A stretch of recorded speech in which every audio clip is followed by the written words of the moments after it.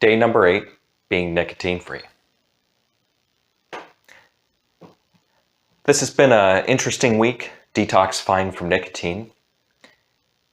And I've learned a few lessons. So I've got a few recommendations for anyone looking to quit nicotine.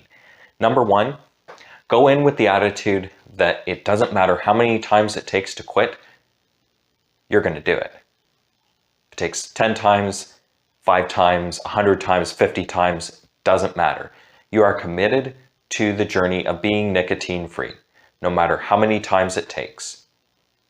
You're going to fail your way to success. And what helped me is journaling. And journaling, not only to get my thoughts onto paper and get them out of my head, but also to look at the lessons from the last stop-start and see why that one didn't work. I had a few attempts. I'm not going to call them failed attempts. They were just stop-starts. Now I've stayed stopped for 8 days. And I've got a couple lessons. One is about the addictive voice. The addictive voice is going to tell me that I want a cigarette. It's going to tell me that I want to use nicotine products, which isn't true. It just wants nicotine. And it has no concept of truth. It's not intentionally going to deceive me, but it has absolutely no issue with lying. It doesn't care about truth. It doesn't care about fact or fiction. It just wants what it wants when it wants it. That's one thing to keep in mind, and not to believe the addicted voice. The second thing I learned about the addicted voice is it doesn't care about my life. It's almost like a parasite. It doesn't care if it's going to kill me slowly. The only thing it cares about with my life is that if I die, if the host, me, dies, then it loses access to its nicotine. But aside from that, it's indifferent whether I'm alive or dead. It doesn't matter if I'm healthy. It doesn't matter if I'm on death's doorstep. The addicted part of me, part of my brain, the addicted voice just doesn't care what condition I'm in. Keeping that in mind, it's easier to see through the cravings for what they are. Another lesson I learned is to come up with compelling reasons to quit using nicotine products. I always knew about the benefit of health, and I knew about the benefit of saving money, but I'll start with the money. Save money is a generic reason to quit nicotine, and it's not that powerful. But what's more powerful is to take that money, or at least part of that money, and set that aside for an investment in myself. Whether that's new clothing, new books, new resources, new material that's going to help me become a better person. Something that's going to invest in myself. It could be something fun, it could be something functional, it doesn't matter. But having that target in mind gives me a more compelling reason to save money and not use nicotine products. I'll give you an example. By the end of this year, I want to have $2,400 saved up to revamp my wardrobe. I did a little inventory on my wardrobe, and there's quite a few things, including this shirt, that need to go. That's a more compelling reason. Also, on the health front, there's no guarantee that you could end up with emphysema, cancer, or COPD. There's no guarantee that that's going to happen. You might be able to smoke and get away from those major health issues. But think about this. Today, my lung capacity is reduced when I use nicotine products.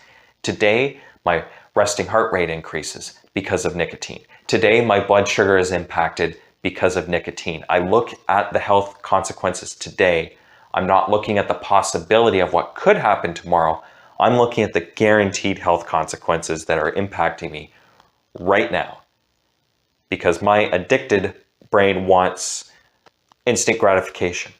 So by showing instant pain rather than short-term pain for long-term gain, it's easier for me to remember that in the moment and say no to any form of nicotine product. So having those reasons in mind gives me the resource to answer that addicted brain. The other thing I've noticed is there's 2 levels of cravings. There's the low-level craving that's fairly easy to ignore, but it's more of the persistent all-day craving. Then there's the big one that comes in like a tidal wave. And I know this sounds obvious, but I don't have to participate in that big craving. I can sit back and let it come in and crash against the rocks. I don't have to participate in it. I can stand back and observe.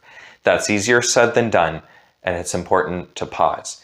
The other thing I noticed, and I have absolutely no explanation for this, but this quit attempt, well, I don't even want to call it a quit attempt. I am quit. I have quit 8 days ago.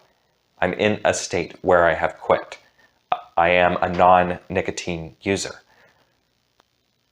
This current period, I don't know what the difference is, but it was much easier to handle this time than previous times. For about 4 days, things were pretty much smooth sailing. And from a craving standpoint, they were smooth sailing as well. But I had a huge resentment come up and a huge amount of anger come up.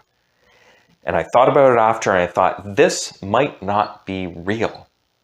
This anger that I'm feeling towards this situation might just be a lightning rod of something that triggered me, but it really might just be nicotine withdrawals.